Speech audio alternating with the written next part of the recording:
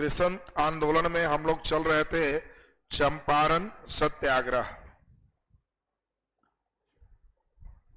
देखिए, पहला काम होगा कि इसके बारे में पूरा हम लोग पढ़ लेंगे। पढ़ने के बाद तब क्वेश्चन डायरेक्ट नहीं आता है कि चंपारण सत्याग्रह का उल्लेख करो, कुछ न कुछ दाएं बाएं रहेगा, और वो दाएं बाएं को मेन समझना है। तो समझ में तभी अच्छा से आएगा जब एक बार पूरा पढ़ा रहेगा। तो पहले तो ये बताइए, चंपारण सत्याग्रह का सबसे पहले हम लोग लिखे थे भूमिका। जीएस पेपर में एक आसान था कि भूमिका में बहुत ज्यादा नहीं लिखना रहता है, 4-5 लाइन एक निचोड़ सोच लिए तो हो गया। ऑप्शनल में थोड़ा बड़ा लिखना पड़ता है। भूमिका के बाद पिछले क्लास में हमने समझाया था कि चंपारण सत्याग्रह का क्षेत्र कहाँ है। तो हम लोग देखे थे बिहार का उत्तर पश्चिम क्षेत्र चंपारण सत्याग्रह का क्षेत्र था। इसके बाद हम लोगों ने देखा था कि चंपारण सत्याग्रह क्यों हुआ था, कारण पिछले क्लास में हम लोग देखे थे। और इस कारण में हम लोग कई कारण देखे। महत्वपूर्ण कारण हम लोग क्या देखे कि जर्मन में रासायनिक विधि से नील की खेती प्रारंभ हो चुकी थी और वह कृषि से कोई व्यक्ति उसको टक्कर नहीं दे सकता था। उत्पाद मांग घट गया, कीमत घट गए, किसानों को हानि होने लगा, किसान चाह के भी छुट्टी नहीं ले सकते थे। कठोर सिस्टम किया गया। 5 कठिया से हम लोग देखे थे 3 कठिया पद्धति का मेन प्रचलन बिहार चंपारण में थे। इसमें तीनों का गठजोड़ चल रहा था, अंग्रेजों का भी, प्रशासन का भी, न्यायपालिका का भी। और किसानों को जब न्याय नहीं मिल रहा था तब उन लोग के अंदर एक असंतोष उभर कर सामने आया और यही असंतोष किसान के विद्रोह के रूप में सामने दृष्टिगत हुए। ये तमाम चीज पिछले क्लास में लिखा चुके थे। अब इस आंदोलन के सत्याग्रह का प्रारंभ कैसे हुआ ये हम लोग आज के क्लास में पढ़ेंगे, कैसे ये आंदोलन शुरू हुआ। देखो, पीटी में है कि लंबा सब चीज डिटेल चलना होता है, मेंस में उसके निचोड़ चलना होता है। तो आपको लेकिन पहले लंबा सुनेंगे थोड़ा और फिर इसका निचोड़ की बात करेंगे। हम लोग पिछले क्लास में सुने थे कि चंपारण के किसान थे राजकुमार शुक्ल। अब चंपारण सत्याग्रह लिखें और राजकुमार शुक्ल का नाम ना लिखें तो समझो कि इस सत्याग्रह के साथ अन्याय हो जाएगा। तो राजकुमार शुक्ल एक चंपारण के सीधे साधे किसान है, बहुत पढ़े लिखे भी नहीं है, लेकिन स्वभाव के बड़ा जिद्दी। और एक राजकुमार शुक्ल एक व्यक्ति और है संत राउत। ये दोनों मिल करके सोचे हैं कि हम चंपारण में 3 कठिया पद्धति को हमेशा के लिए समाप्त करेंगे। इसके लिए इन लोग क्या किए, बाल गंगाधर तिलक से मिलने के लिए 1916 में भारतीय राष्ट्रीय कांग्रेस के लखनऊ अधिवेशन में गए। और आपको हमने बताया कि इस लखनऊ अधिवेशन में एक बहुत इंपॉर्टेंट बात हुई थी कि 15 में ही महात्मा गांधी दक्षिण अफ्रीका से भारत आए थे और 16 में पहली बार महात्मा गांधी लखनऊ अधिवेशन में भाग लिए। तो गांधी जी भी यहां आए हुए हैं, पहली बार कांग्रेस के बैठक में भाग लिए। यहां दूसरी बात हम लोग देखें कि लखनऊ अधिवेशन जब प्रारंभ होता है तो इस लखनऊ अधिवेशन में हम लोग देखें कि ये दोनों व्यक्ति तिलक से मिलते हैं और बाल गंगाधर तिलक इनको भेंट किनसे कराते हैं, ब्रजकिशोर प्रसाद से। ब्रजकिशोर प्रसाद एक जाने माने अधिवक्ता है, वकील है। इन्होंने जब राजकुमार शुक्ल और संत राउत की बात को सुना तो पहली बार ब्रजकिशोर प्रसाद लखनऊ अधिवेशन में ही इन लोगों के 3 कठिया पद्धति के खिलाफ एक प्रस्ताव पारित किया। देखिए, कांग्रेस के बैठक में प्रस्ताव पारित हो रहा है कि ऐसा है, देखिए वहां से आए हैं, ये दिक्कत है, हम लोग इसको विरोध करते हैं, इसका प्रस्ताव पारित कीजिए। जो प्रस्ताव पारित होगा अंग्रेज के यहां जाएगा। इतना ही नहीं, ब्रजकिशोर प्रसाद ने उस चंपारण की धरती पर इस पद्धति के जांच के लिए एक कमेटी का भी गठन किया। कमेटी भी गठित हो गई। अब कमेटी भी गठित हो गया, प्रस्ताव भी पारित हो गया। इसके बावजूद राजकुमार शुक्ल बहुत संतुष्ट नहीं है। और राजकुमार शुक्ल को ब्रज किशोर प्रसाद जी कहे कि किनसे भेंट कर लीजिए, गांधी जी से। और इस प्रकार गांधी जी पहली बार एक ऐसी समस्या से परिचित हो रहे हैं जो किसानों का दुख दर्द। यहां वो पहली बार चंपारण में तिनकठिया पद्धति और नील की खेती को सुनने और समझने का मौका मिला। लेकिन गांधी जी डायरेक्ट अभी इसमें कुछ नहीं बोल रहे। उन्होंने एक ही लाइन बोला कि भाई हम वहां जाके देखेंगे, देखने के बाद जो होगा तब हम उसका डिसीजन लेंगे। और इसके बाद गांधी जी, हमने आपको बताया कि कहां चले गए, गुजरात। फिर गुजरात से जब दोबारा यूपी आए, फिर राजकुमार शुक्ल वहां पहुंचे हुए हैं कि चलिए एक बार देख लिया जाए, नजदीक में ही है। फिर वो कन्नी काट के गुजरात भाग गए। फिर गुजरात भागे तो अब राजकुमार शुक्ल भी गुजरात पहुंचे हुए हैं। गांधी जी को भी लग रहा है कि आदमी बड़ा जिद्दी है, बार बार इसको हम टरका रहे हैं, अब ये पहुंच ही जा रहा है। तब गांधी जी कहे कि ठीक है, बंगाल में हम आने जा रहे हैं, कलकत्ता में, वहां भेंट करना, तब डेट बताएंगे। और आप देखें कि राजकुमार शुक्ल वहां भी पहुंचे हुए हैं। तब गांधी कहे कि नहीं, ये आदमी के दुख को देखना होगा। और यही अप्रैल 1917 की बात है। अप्रैल 1917 में कलकत्ता से सीधे ट्रेन धर के महात्मा गांधी पटना पहुंचे। सीधे पटना, बिहार की धरती पर पहला आगमन यही अप्रैल 1917 में है। उसके पहले गांधी जी यहां नहीं आए थे। और अप्रैल 1917 में जब वो पटना पहुंचे तो पटना राजेंद्र बाबू के घर में अपना स्नान ध्यान सब किए। राजेंद्र बाबू नहीं थे। उसके बाद यहां से मुजफ्फरपुर के रास्ते उनको चंपारण पहुंचना था। तो जब ये मुजफ्फरपुर पहुंचे हैं तो मुजफ्फरपुर में एक प्रोफेसर है और वो प्रोफेसर का नाम है जेबी कृपलानी। जेबी कृपलानी का नाम समझे हो ना? जिनका जिनका इसमें नाम लेंगे, ये लोग पहले कुछ नहीं थे, ये प्रोफेसर और बाद में झंडा समिति के अध्यक्ष बने। जो जो गांधी जी के स्वागत में रहेंगे वो सब हाई फाई आदमी बन जाएंगे। और तुम्हारे लिए बीपीएससी वो क्वेश्चन लेके आएगा, चंपारण सत्याग्रह भारत में आंदोलन में एक निर्णायक मोड़ था कैसे? अरे तो और निर्णायक क्या होगा भाई, जो भाग ले रहा है हाई फाई हो जा रहा है। तो ये टर्निंग मोड़ है, इतना बढ़िया मोड़ है कि इसमें एक भारतीय राष्ट्रीय आंदोलन में एक टर्निंग आ गया। और ये ब्रज किशोर प्रसाद यहां पर उनको सपोर्ट किए हैं। मुजफ्फरपुर में प्रोफेसर कौन है? जेबी कृपलानी। पूरे बच्चों को क्लास में समझा रहे हैं कि आज मुजफ्फरपुर के धरती पर दक्षिण अफ्रीका वाले गांधी जी आ रहे हैं और तुम लोग से निवेदन है कि बढ़िया से फूल माला से एकदम स्वागत कर देना।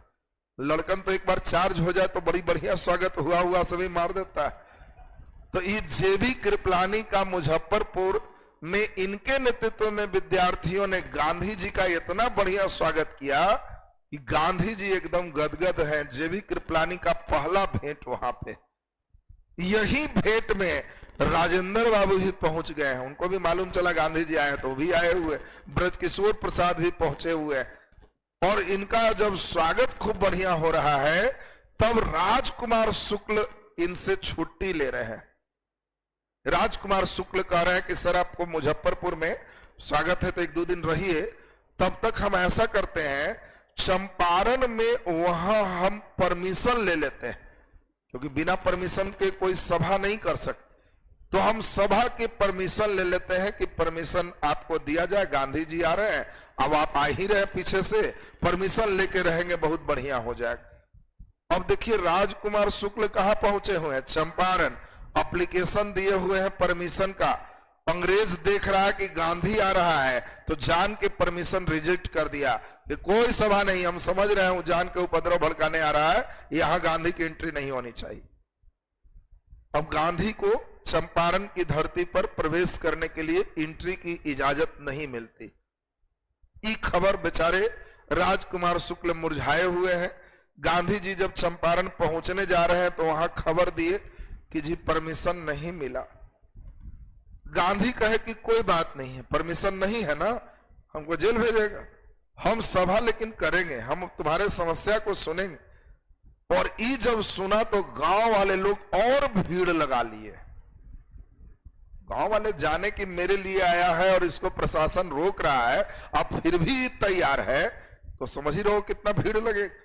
गांधी जी का चंपारण के धरती पर जबरदस्त स्वागत हुआ। इतना स्वागत हुआ कि जज को वहां नोटिस भेजना पड़ा कि बिना परमिशन तुम कैसे ये सब कर रहा है, कल अदालत में उपस्थित होकर अपनी बात कहो। गांधी जी को सभा में ही चिट्ठी मिल गई है जज साहब। गांधी जी कहे बहुत अच्छी बात, जज साहब बुलाए हैं। गांधी जी सभा में बोल दिए कि देखो जी हम आ गए हैं, तो उन लोग को खराब लग रहा है, जज साहब बुलाए और हम जाएंगे भी, तुम लोग भी साथ हो ना हो। सब लोग एकदम पूरा, कौन नहीं कहेगा। अगला दिन जज साहब के यहां गांधी जी जब गए हैं, पूरे चंपारण की इतनी जनता अदालत को घेरे हुए है कि जज साहब जब आ रहे थे तब भीड़ देख के पूछे ही, तो जी गांधी जी के बुलाए है ना, देखिए क्या हो। जज भी डर गया है, घुसा है, तो समझ गया कि गांधी को अगर हम यहां से जेल भेज देंगे तो हम घर नहीं पहुंच पाए। इतना उग्र भीड़ है, प्रशासन रोक नहीं पाएगी। और गांधी जी इतना भीड़ देख रहे तो फौर में जज को कह रहे हैं कि एकदम हुजूर हम गलती किए हैं, हमको जेल भेजा जाए, हम आपका परमिशन नहीं माने, हम तो बहुत गलती किए हैं, हमको जी जेल भेज दीजिए। जज हड़क रहा, और सोचो कि जज यहां जा करके कह रहे हैं कि जेल भेजिए, और जज कह रहा है कि नहीं ठीक है आ गया तो अच्छी बात है, 2 दिन के अंदर मामला सुलझाओ, जेल नहीं भेजेंगे, जाओ जल्दी से सबको लेके जाओ। अब सोचिए कि कैसा माहौल रहा हो। इस माहौल में गांधी जी को सभी से समस्याओं को समझने का एक अवसर मिला कि तिनकठिया पत्ती में क्या शोषण हुआ।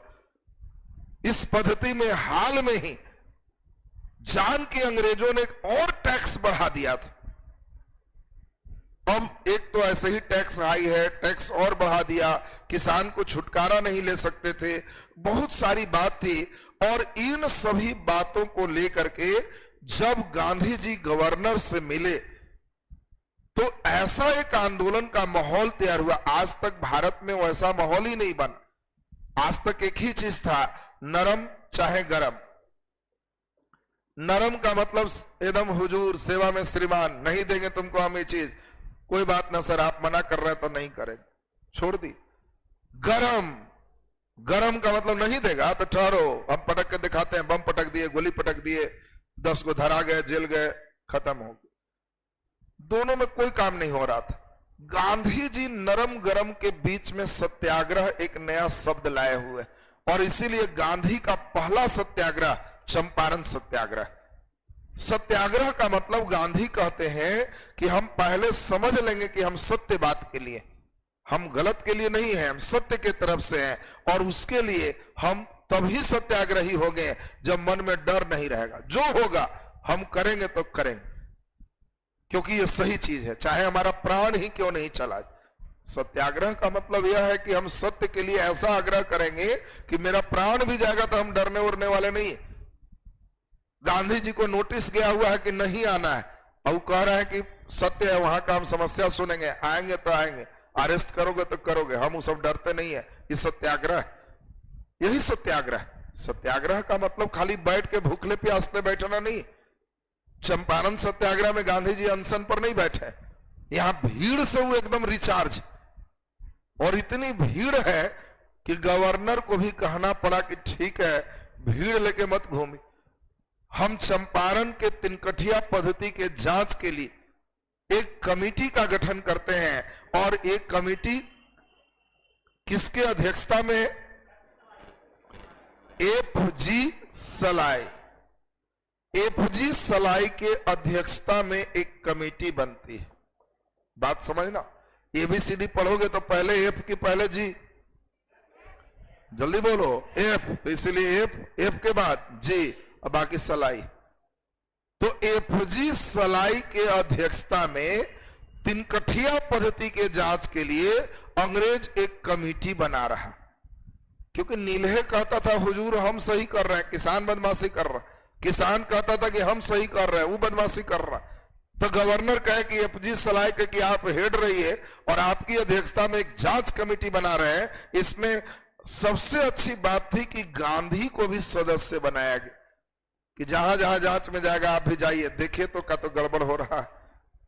अब बताओ, जिसके गांधी सदस्य होंगे तो अंग्रेज रहने से क्या होगा? गांधी जान जान के वैसे वैसे को चुने हुए थे जो खूब बढ़िया बोल सकता है तिनकठिया के दुख के बारे में, और सारा दुख जो आदमी सुनाएगा साइन कीजिए, ये कीजिए, बड़ा पेज तैयार किए जिसमें सब दुखे सुनाने वाला मिल गए। और इतना दुख सुनाया कि गवर्नर, भारत में पहली बार एक टर्निंग पॉइंट है, पहली बार अंग्रेज अपने ही काम को ही मान रहा है कि हम गलती किए, वो भी बिना पिटाई के, बिना लाठी चले, बिना कुछ हुए, बिना जेल भेजे। आज तक ऐसा अंग्रेज कभी नहीं किया था। और इसी के अध्यक्षता में जो कमेटी बनी, इस कमेटी के रिपोर्ट की अनुशंसा पर चंपारण सत्याग्रह सफल रहा। और तब इसके परिणाम को हम लोग को देखना, फिर इसके परिणाम के बाद महत्व को देखना है। तब उसके बाद चंपारण से क्वेश्चन कैसे आए, एक दो प्रश्नों को देखना। तो पहले आप जल्दी से फटाफट गांधी जी वाली पूरी भूमिका आज हम लोग कंप्लीट करेंगे और तब चलेंगे। नीचे लिख दीजिए, चंपारण सत्याग्रह का प्रारंभ। चंपारण सत्याग्रह का प्रारंभ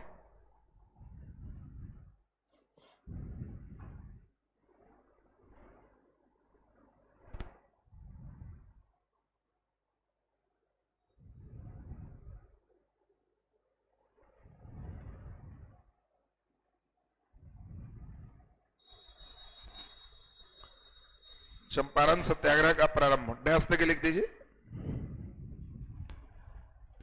लिखिए,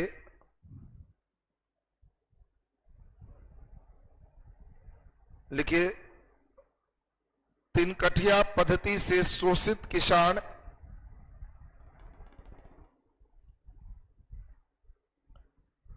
तिनकठिया पद्धति से शोषित किसान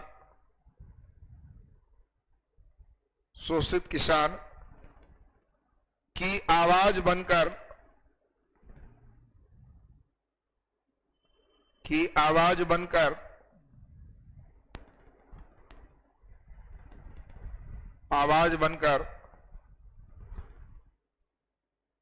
राजकुमार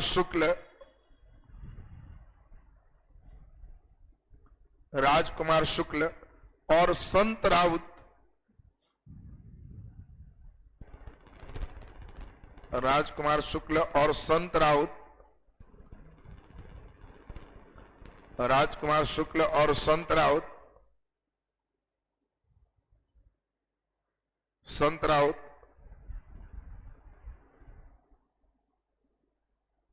संत राउत 1916 के लखनऊ अधिवेशन 1916 के लखनऊ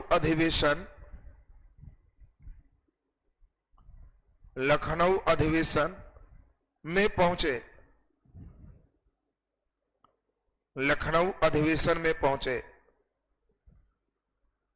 इस अधिवेशन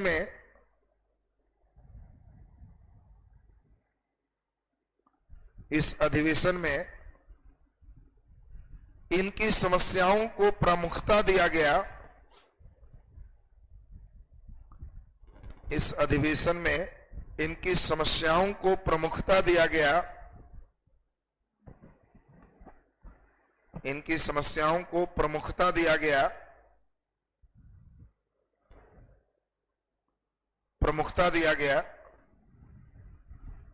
और प्रमुख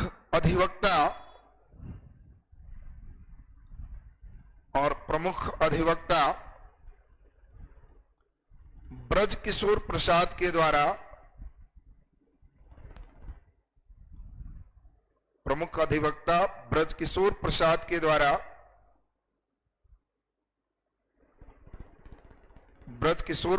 द्वारा तिनकठिया पद्धति के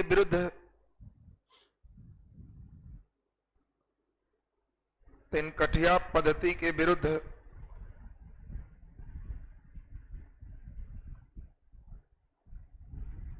तिनकठिया पद्धति के विरुद्ध तिनकठिया पद्धति के विरुद्ध प्रस्ताव पारित किया गया।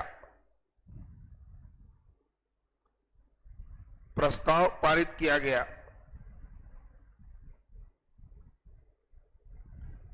इस अधिवेशन में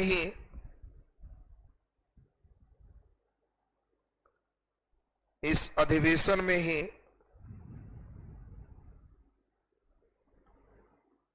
इस शोषणकारी पद्धति के जांच के लिए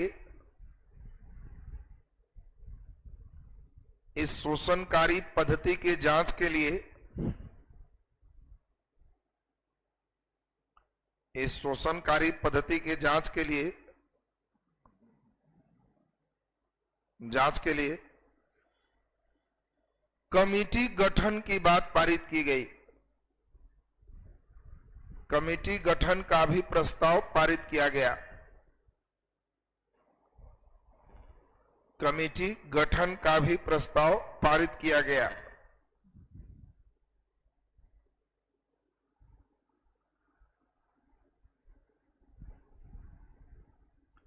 ये देखो प्रारंभ है, तब लिखना जब किसी क्वेश्चन में झलक आवे, शुरुआत वाला। अब इसमें कहीं गांधी जी हमने नहीं लिखा है।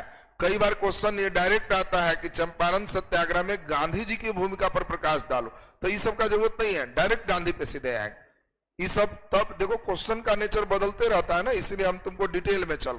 जैसे पिछले क्लास में हम लोग चले कारण क्या है, एक बार का क्वेश्चन ही आ गया कि चंपारण सत्याग्रह के कारणों पर प्रकाश डाल, तो क्या उसमें गांधी जी चलेगा? कोई नहीं चलेगा, सिर्फ कारण वाली बात चलेगा, बाकी सब छट जाएगा।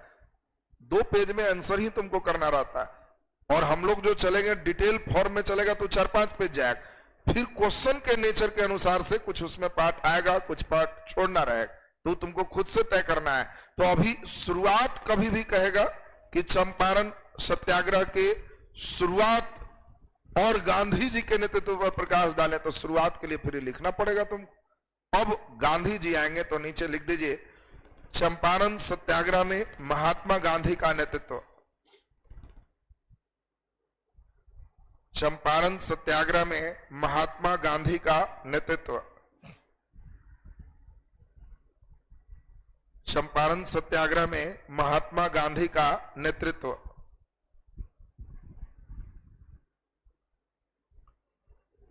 चंपारण सत्याग्रह में महात्मा गांधी का नेतृत्व।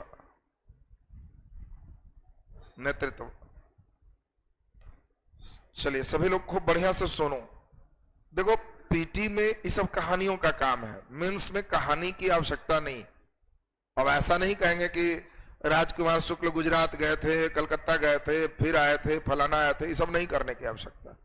डायरेक्ट एक ही लाइन में करना है, सीधा एक लाइन में सीधे सीधे आप कह सकते हो चंपारण के सरल और जिद्दी स्वभाव के राजकुमार शुक्ल के अनुरोध पर महात्मा गांधी 16 के अधिवेशन में ये पहली बार चंपारण के तिनकठिया पद्धति के दुख से अवगत हुए, और फिर अप्रैल 1917 में उनका आगमन बिहार हुआ। अब अंग्रेज क्या परमिशन दिए थे? नहीं, तो डायरेक्ट चलना है कि अंग्रेजों के विरोध के बावजूद महात्मा गांधी ने चंपारण की धरती से भारत में अपना पहला सत्याग्रह प्रारंभ करते हुए वहां अपना प्रवेश किया। अनुमति नहीं, अभी सब नहीं लिखना है, जज फजूज सब नहीं लिखना, वो सब तो कहानी थी। तुमको सीधा सीधा वो कहानी का निचोड़ जो है ना, हर 2-3 लाइन के कहानी का निचोड़ को एक लाइन बनाना है, बस यही चीज चलते चलना है। तो हम लोग उस बात को लिखिए और धीरे धीरे पढ़ेंगे तो आपको निचोड़ लाइन क्लियर होगा। लिखे चंपारण के किसान राजकुमार शुक्ल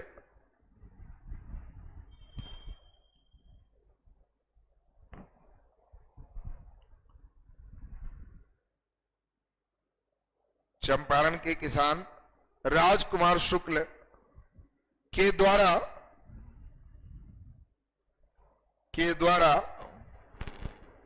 1916 के लखनऊ अधिवेशन में के द्वारा 1916 के लखनऊ अधिवेशन में के द्वारा 1916 के लखनऊ अधिवेशन में महात्मा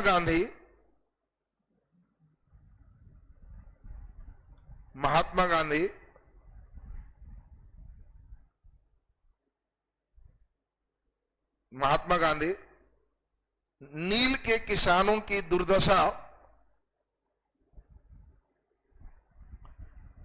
के किसानों की दुर्दशा से अवगत हुए। नील के किसानों की दुर्दशा से अवगत हुए। नील के किसानों की दुर्दशा से अवगत हुए। ये लाइन समझा साहब? सीधा हमने निचोड़ दिया कि भाई कहां गांधी जी पहली बार जाने की नील के किसानों को दिक्कत है, तो कहां पहली बार जाने? लखनऊ अधिवेशन। और फिर जाने थे 16 में, आए कब है? 17 में। तो अब सीधे एंट्री हो जाएगा उनका, बाकी बीच वाला पार्ट कट जाएगा। अब सुनिए, यहां क्या अंग्रेजों का परमिशन है? नहीं। लिख दीजिए, अंग्रेजों के निषेधाज्ञा के विरुद्ध, अंग्रेजों की निषेधाज्ञा के विरुद्ध, निषेधाज्ञा माने निषेध का आज्ञा, आना नहीं है उसकी आज्ञा, अंग्रेजों के निषेधाज्ञा के विरुद्ध, निषेधाज्ञा के विरुद्ध अप्रैल 1917 में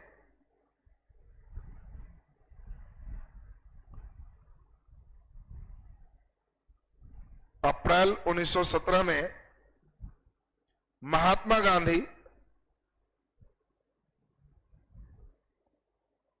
गांधी नील के किसानों की समस्या,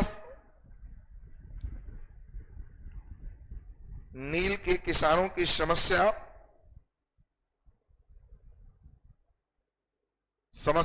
को देखने के लिए, समस्या को देखने के लिए चंपारण पहुंचे। चंपारण पहुंचे।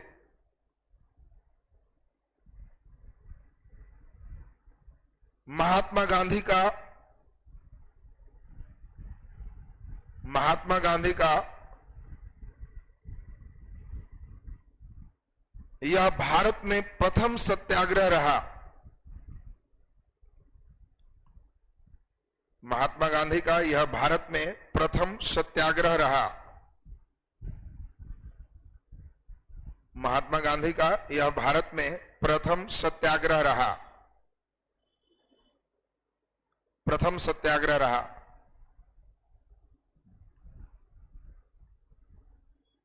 लिखिए, इस सत्याग्रह के द्वारा, इस सत्याग्रह के द्वारा एफजी सलाई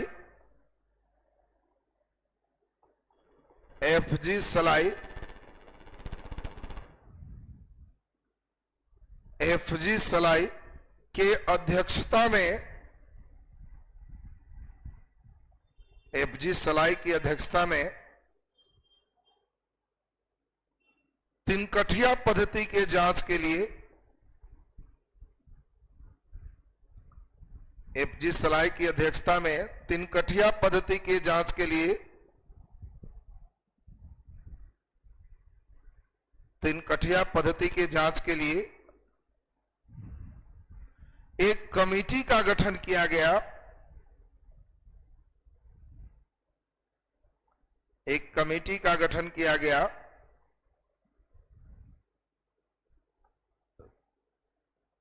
जिसमें महात्मा गांधी भी एक सदस्य थे। जिसमें महात्मा गांधी भी एक सदस्य थे। महात्मा गांधी भी एक सदस्य थे। तो देखिए गांधी जी के बारे में हम लोग देखें कि इनके जो सत्याग्रह है इसी के कारण ये अध्यक्षता हो रहा है एफजी सलाई का। नहीं ही रहते तो क्या ऐसा अंग्रेज करता? नहीं करता। और अब इसका परिणाम क्या हुआ? तो देखिए परिणाम तो आप कई परिणाम लिख सकते हो। परिणाम माने एक दो ही नहीं चले, ये नहीं कि खाली तीन कठिया खत्म हो गया तो हो, ये भी नहीं डायरेक्ट लिख देना कि इसके परिणाम से तीन कठिया खत्म। तीन कठिया को भी धर के लपेटना कि चंपारण सत्याग्रह के कारण वर्षों से किसानों के शोषणकारी नीति तीन कठिया पद्धति। तीन कठिया के पहले थोड़ा उपसर्ग प्रत्यय बढ़िया से लगे कि कोई बढ़िया सिस्टम नहीं था, और ये जो शोषणकारी जो पद्धति थी तीन कठिया पद्धति, वर्षों से जो किसानों को सता रहे थे, ये पद्धति को समाप्त कर दिया गया। दूसरा नंबर सबसे इंपॉर्टेंट है, इसी सत्याग्रह के कारण अंग्रेजों ने पहली बार अपने ही नीति को गलत मानते हुए जो किसानों से टैक्स वृद्धि किए थे उसमें 25% वापस करने के लिए तैयार हो गए। अब देखो कितना बेजोड़ बात, अंग्रेज कभी भी टैक्स लौटाएगा? कभी नहीं। यहां उन लोग रिपोर्ट दे रहा है कि ये तो भयंकर गलती किया है, इतना कभी भी टैक्स बढ़ा के लेना ही नहीं चाहिए था। अब भाई ले लिया, सब खर्चा कर दिया, तो किसान हल्ला कर रहा है कि 100%। तो बीच में गांधी जी कहे वो 100 तो नहीं, चलो कुछ लौटा रहा है तो मानो की गलती मान लिया 25%। तो क्या किसान जो चाह रहे थे वो सब हो गया? नहीं, किसान तो क्या चाहेगा? 100%। तीन कठिया खत्म, तो ये 100 तो नहीं हुआ, लेकिन चलो कुछ हुआ। इसके कारण ही चंपारण का विकास संभव हो पाया, क्योंकि अब गांधी जी जब चंपारण पहुंचे हैं तो अपने चेला चटिया को जगा रहे हैं कि सफाई में ही भगवान का वास है। तो एक दिन अभियान रखो, कचरा साफ अभियान। तो जितना भीड़ जुटा हुआ है, लो सफाई चल रहा है, झाड़ू मार रहे हैं। कई उनके व्यक्ति हैं जो कह रहे हैं जी आपके नाम पर एगो विद्यालय खोलना चाह रहे हैं, खोल दो, उद्घाटन और स्कूल खोल रहा है। ये समझो कि गांधी जी के जाने का मतलब वहां के विकास का द्वार खुल रहा है। तो कई सामाजिक आर्थिक सब चीजों में परिवर्तन तुमको परिणाम में दिखाना है। तो नीचे लिख दीजिए चंपारण सत्याग्रह का परिणाम।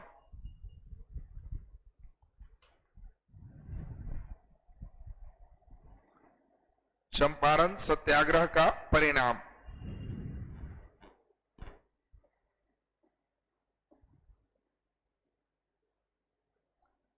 चंपारण सत्याग्रह का परिणाम। चंपारण सत्याग्रह का परिणाम नीचे लिखिए, नीचे लिखिए चंपारण सत्याग्रह ने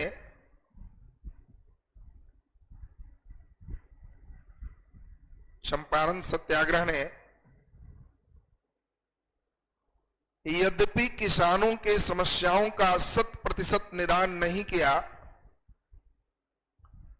यद्यपि किसानों के समस्याओं का 100% निदान नहीं किया,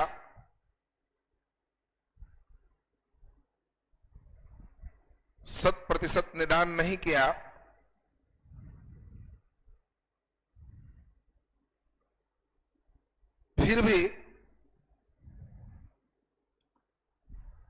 भी इस सत्याग्रह के परिणाम, इस सत्याग्रह के परिणाम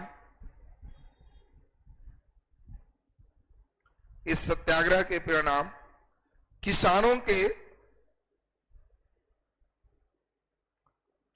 के हित के लिए, किसानों के हित के लिए आंशिक रूप से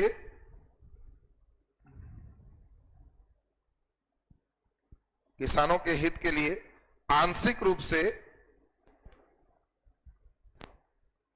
किसानों के हित के लिए आंशिक रूप से क्या लिखा सेंटेंस फिर से बोलिए।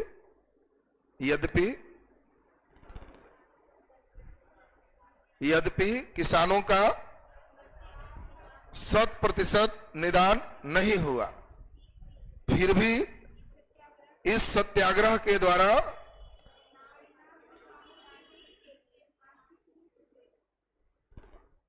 ध्यान दीजिए, क्या इससे 100% किसानों का दुख खत्म हो गया? नहीं। कोई भी चीज ऐसा नहीं है कि तुमको कोई आंदोलन करोगे तो 100% रिजॉल्व हो जाएगा। क्यों? आंदोलनकर्ता का डिमांड थोड़ा ज्यादा हाई फाई होता है, जो रिजल्ट आता है उसमें कहीं ना कहीं थोड़ा बहुत रह ही जाता है कि भाई नहीं रहा। तो हम लोग देख रहे हैं इसमें कि चंपारण सत्याग्रह ने यद्यपि किसानों की समस्याओं का 100% निदान नहीं किया, फिर भी इस सत्याग्रह के परिणाम किसानों के हित के लिए आंशिक रूप से सुखद रहा, आंशिक रूप से सुखद रहा, जिसे निम्नलिखित प्रकार से देखा जा सकता है। आंशिक रूप से सुखद रहा जिसे निम्नलिखित प्रकार से देखा जा सकता है। निम्नलिखित प्रकार से देखा जा सकता है। नीचे डैश देके लिख दीजिए,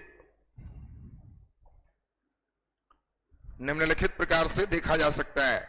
नीचे डैश देके लिख दें, लिखिए, इस सत्याग्रह के कारण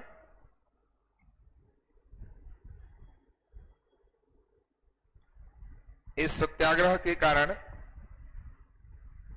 वर्षों से किसानों को सताए जाने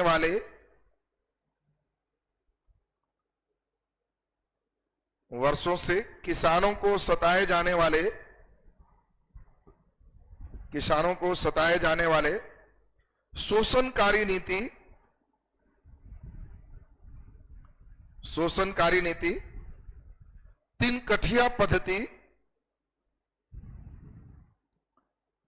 कठिया पद्धति समाप्त किए गए।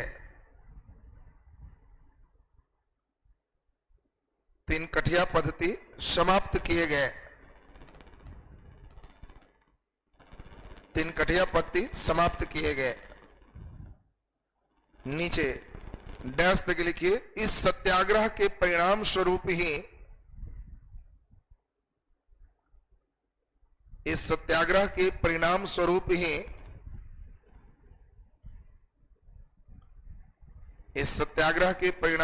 ही अंग्रेजों ने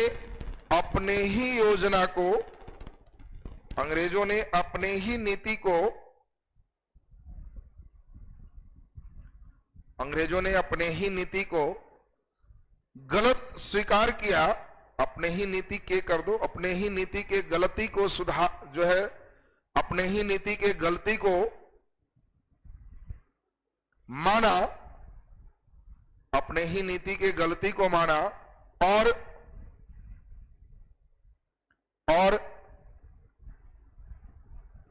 लगान के बढ़े हुए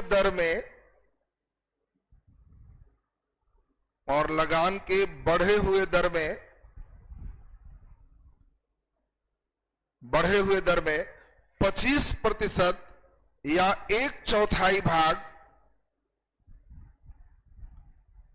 25% या 1/4 भाग किसानों को लौटाने के लिए तैयार हुआ। 25% या 1/4 भाग किसानों को लौटाने के लिए तैयार हुआ। किसानों को लौटाने के लिए तैयार हुआ। तो चलिए हम लोग ध्यान दें, एक तो हम लोग देखे 3 कठिया खत्म हो गया, दूसरा क्या % लौटा? 25। अब छोटे छोटे कुछ और परिणाम और उसके बाद इसके हम लोग क्या चलेंगे? महत्व। तब मेन क्वेश्चन चलेंगे, कैसे बीपीएससी में चंपारण अभी तक पूछा। उसमें एक क्वेश्चन अब टास्क भी आपको देंगे, अपने से बनाना होगा। 1-2 क्वेश्चन पे वर्क भी होगा। अगले दिन चंपारण का अंतिम क्लास होगा, चंपारण खत्म हो जाएगा। जब चंपारण लास्ट हो जाएगा तब हम लोग फिर आगे चलेंगे और वह होगा स्वामी सहजानंद सरस्वती। उसके बाद तब चलेंगे 1857 के विद्रोह में कुंवर सिंह की भूमिका, तब मुंडा विद्रोह, संथाल विद्रोह। इतना से गारंटी है एक क्वेश्चन बनना ही बनना। बात समझिए, आपके क्वेश्चन का रेंज डिफाइन है कि इतना से एक बने। तब हिस्ट्री का सबसे इंपॉर्टेंट जो आपका है, यहां तक पढ़ाने के बाद शुरू करेंगे थॉट, चिंतन। रविन्द्रनाथ टैगोर का क्या थॉट था, नेहरू का क्या था, गांधी का क्या था, उस सब क्लास में पूरे घंटी बढ़िया से समझना हो, उसी में टाइम लगे। थॉट जैसे ही क्लियर हो जाएगा तब फिर असहयोग और सविनय और भारत छोड़ो केवल सुनना है, हिस्ट्री का सिलेबस खत्म हो जाएगा। मेन टाइम थॉट में ही लगेगा, थॉट बहुत डिटेल आपको पढ़ना होगा, क्योंकि थॉट से भी एक क्वेश्चन, दो क्वेश्चन, कई बार ऐसा भी रहा कि थॉट से 3-3 क्वेश्चन दे दिया। कई बार हिस्ट्री में भी रहा कि जो बच्चा चिंतन पढ़ा 3 क्वेश्चन थॉट से बैठो। तो इसीलिए थॉट आपको सबसे ज्यादा जबरदस्त पढ़ने की आवश्यकता होगी। तो चलिए अब इसमें हिस्ट्री तो अब आपका शुरू हो गया, हर अल्टरनेट में वो तो चलते ही रहेगा। इसमें आपका अभी करंट अफेयर भी अब इधर शुरू करवा रहे हैं, तो करंट अफेयर का कल क्लास रहेगा। बीच में सर बोल रहे थे कि टाइम हम नहीं है, लेकिन आज हम फिर बात किए कि भाई टाइम पहले यहाँ के लिए निकाल के फिर कहीं का फिर सेट कीजिए। तो टाइम आप लोग के लिए जो है कल का जो है करंट अफेयर का रूटीन टेलीग्राम में देख लोगे। तो करंट अफेयर और हमारा क्लास अभी लगातार डेली आपका जीएस पेपर चलना शुरू हो जाएगा। फिर उसके बाद जैसे ही थोड़ा और हम इसमें लोड कमेगा तब नए फिर आपका एक साइंस टेक अगले महीने से ऐड हो रहा, अगला महीना से एक पेपर और ऐड हो जाएगा साइंस टेक। तब उसके बाद फिर एक पेपर और आपका रहेगा ज्योग्राफी इकोनॉमी, खत्म हो जाएगा फिर पूरा सिस्टम। तो ध्यान दीजिए, तो आपका ये पूरे सीरीज में अगले महीना में साइंस एंड टेक्नोलॉजी ऐड हो जाएगा। इधर करंट का कल से लाइनअप आपका शुरू कर दे रहा है। टाइमिंग क्या है करंट का? नहीं इन लोग का ना वो तो पीटी वाला रहेगा ना, इन लोग का होगा वही ठीक है। हमारी वाला टाइम 6 से 7 सही है, 6 से 7 ही लोग का सही रहेगा। तो आप लोग का टाइम यही वाला ठीक ठाक रहेगा। हमारा टाइम भी वही है आपका 5:45 और इससे 6:45, क्योंकि फिर 6:45 से हिस्ट्री ऑप्शनल भी पाएंगे। धीरे धीरे चले, दोनों बैच को कंटिन्यू करते चले जाएंगे। अब तो नया आपका नियम भी आ गया, पीटी पास होने के बाद भी कोई बच्चा ऑप्शनल बदल सकता है। पहले था कि जो पीटी के पहले फॉर्म में भर दिया वो एकदम हो गया, उस बार चेंज नहीं होगा। इस बार से नया नियम आपका आ गया कि पीटी पास भी हो गया, किसी बच्चे का इच्छा है कि जी उसके बहकाने में ले लिए थे, अब हम नया लेंगे, नया कर सकता है। फिर मेंस के फॉर्म भरने में चेंज हो जाएगा।